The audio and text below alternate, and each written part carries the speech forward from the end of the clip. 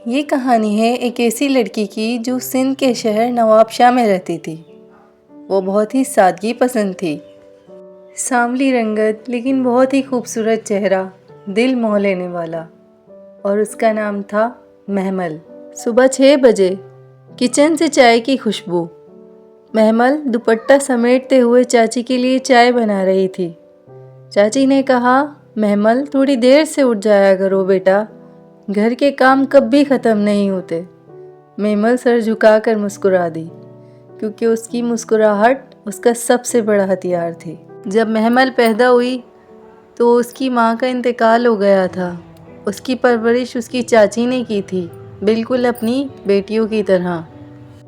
चाची ने कभी भी उसे माँ की कमी महसूस नहीं होने दी। चाची का तो वो दिल थी। महमल के दादा हबीब अली, जिनका ख़ानदान बहुत ही मुख्तसर था, 4 बेटे लेकिन बेटी एक, इसी तरह से पोते ज़्यादा और पोतियाँ कम। पोतियों में महमल तीसरे नंबर पे थी, यानी कि सबसे छोटी थी। महमल का अपना कोई भाई ना था। चाचा के बेटे भी उसे बहनों की तरह रखते थे। जब महमल पैदा हुई तो चची जान ने अपने बेटे वहाज के लिए सबसे पहले कह दिया कि महमल मेरी हुई। महमल ख़ानदान की सबसे लाडली पोती थी और इसी लाड के साथ एक ख्वाहिश बरसों पहले चची के दिल में रह गई थी कि महमल की शादी उनके बेटे वहाज से हो। पैदाइश के वक्त ही महमल की उंगली में उन्होंने वो मंगनी की अंगूठी पहना दी थी। जब दादा को ये बात पता चली तो दादा ने कहा, बड़े होके देखेंगे। लेकिन बचपन में ही महमल की उंगली में वहाज के नाम की अंगूठी पहनाकर चची ने महमल को वहाज के नाम कर दिया था। आहिस्ता आहिस्ता वक्त गुजरता गया और महमल जवान हो गई। महमल एक शोखो चंचल मगर बहुत ही अदब करने वाली लड़की थी। वह हर एक का अदब करती थी, बहुत ही ज़्यादा प्यार से रहती सबके साथ, जिसकी वजह से महमल सबकी आंखों का तारा थी।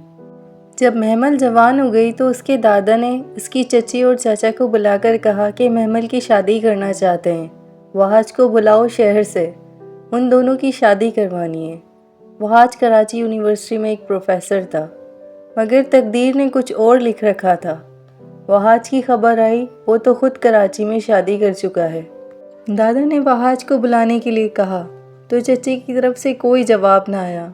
3 दिन गुजर गए थे। दादा ने सबको बुलाया और पूछा कि वजह क्या है, वहाज कब आएगा। ये सुनकर वहाज के अब्बू ने सर झुका लिया और चची ज़ोर ज़ोर से रोने लगी कि वो नहीं आएगा, उसने वहाँ शादी कर ली है। घर में जैसे बिजली गिर गई। चची की आंखें शर्मिंदगी से भीग गईं और दादा का दिल टूट गया। दादा ये सुनकर आग बगोला हो गए और उन्होंने कहा कि ये क्या बात हुई, मेरी बात तो करवाओ। तो चचा जान ने कहा कि सारे नंबर बंद हैं। दादा गुस्से में आए और कहा कि कोई ज़रूरत नहीं है अब इसे नंबर लगाने की, मैं इसे अपनी जायदाद से आग करता हूँ और बेदखल करता हूँ उसे अपनी जायदाद से। ये कहकर दादा ने एक रिश्ते के लिए कहा और उनके घर चले गए। वहाँ महमल का रिश्ता पक्का हो गया। दादा महमल को देखकर और अफसरदा थे कि महमल ने हमेशा उस अंगूठी की हिफाजत की थी। बचपन की एक अंगूठी की वजह से महमल ने न जाने क्या क्या ख्वाब सजा रखे थे, वो सब अब टूट चुके थे। महमल का रो रो कर बुरा हाल था। उसने हमेशा वहाज का ही तो ख्वाब देखा था, अब वो अपनी ज़िंदगी में किसी और को कैसे जगह दे सकती थी भला। वो निढाल हो चुकी थी रो रो कर। और ऐसे में चची जान भी उससे दूर थीं अपनी शर्मिंदगी के बाइस। वो अपनी चची जान से माँ जैसा प्यार करती थी, तो चची जान उसको इस हाल में कैसे छोड़ सकती थी। महमल बार बार अपनी फूफो से अपनी चची जान के बारे में पूछ रही थी कि वो कहाँ है। महमल के दिल में एक अनजाना सा खौफ था। महमल ने फूफो को कहा, फूफो चची कहाँ है, मुझे इनसे बात करनी है। तो फूफो ने बताया कि वो नहीं आ रही हैं तुम्हारे सामने, तुम्हारी फूफो तुमसे शर्मिंदा हैं, वो रो रही हैं। तो महमल उनके पास गई और कहा कि नहीं, आपका कोई कसूर नहीं है, ये मेरा नसीब है, आप तो मेरी अम्मी हैं, आपके बगैर कैसी खुशियाँ। और उन्हें अपने साथ खुशियों में शरीक करने के लिए ले आई। दादा महमल का रिश्ता पक्का कर चुके थे और देखते ही देखते बारात का दिन भी आ गया। सब बहुत खुश थे, शादी के घर में रौनक लगी थी। महमल की चचाजाद बहनें, महमल के चचाजाद भाई, सब रौनक का समा बांधे हुए थे। सब लोग बारात का इंतज़ार कर रहे थे। चची जान ने महमल को देखा तो सदका उतारने लगी। महमल जिसे शहज़ादी लग रही थी, एक खूबसूरत शहज़ादी। सब अपनी खुशियों में मगन थे। दादा जान ने कहा, बारात अभी तक क्यों नहीं आई है? दूसरे नंबर के चचा हसन साहब का बेटा उमर, जो महमल से 2 साल बड़ा था। उमर सबसे तल्ख लेकिन महमल का प्यारा भाई था। महमल का अपना कोई भाई ना था और ना ही कोई बहन थी। वो इकलौती बेटी थी फारूक साहब की। दादा ने उमर को कहा, महमल के ससुराल फ़ोन करो कि बारात क्यों नहीं आई अब तक। उमर ने फ़ोन किया तो उसके भाई ने बताया कि दूल्हा घर से भाग गया है, उसे ये शादी नहीं करनी।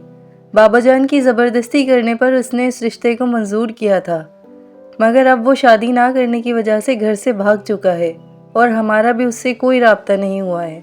हम माजरत चाहते हैं, हम अस्पताल में हैं, मेरे वालिद को हार्ट अटैक आया है।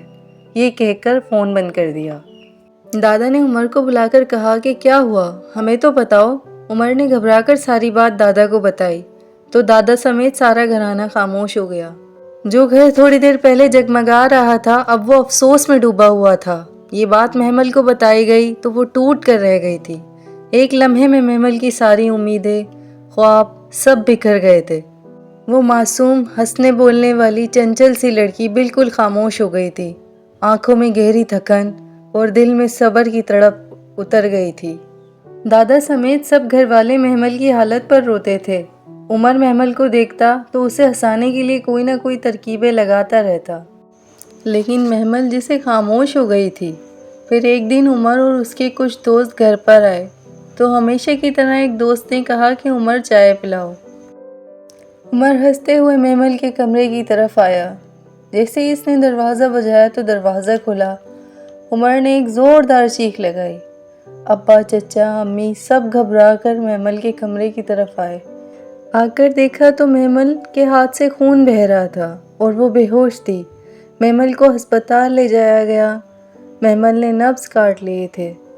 जान बच गई, मगर आंखों में एक ही फैसला था। कुछ देर बाद डॉक्टर ने बताया कि महमल अब ख़तरे से बाहर है। सबकी सांस में सांस आई। डॉक्टर ने कहा कि एक शख्स अंदर जा सकता है, तो दादा को भेजा गया। दादा ने महमल को देखा तो रोने लगे और कहा, ऐसा क्यों किया तुमने?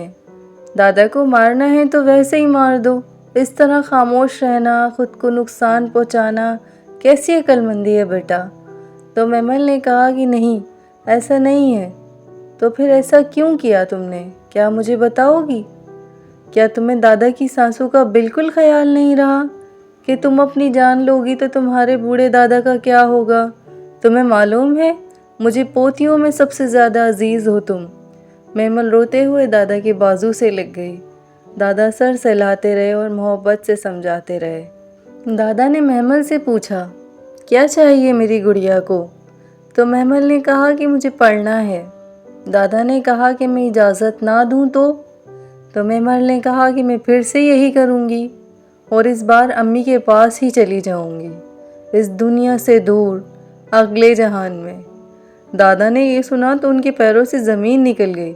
दादा घबरा कर बोले, नहीं नहीं मेरी गुड़िया, खुदारा ऐसा कभी ना करना।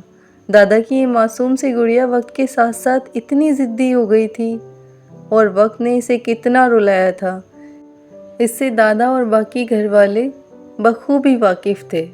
फिर महमल थोड़ी ठीक हुई तो उसे कराची भेजा गया, जहाँ वहाज प्रोफेसर था। दादा वहाज के पास भेजने के लिए राज़ी ना थे, लेकिन चची जान और उनके शौहर हसन साहब के इसरार करने पर मजबूर होकर अपनी गुड़िया को कराची वहाज के पास भेज दिया।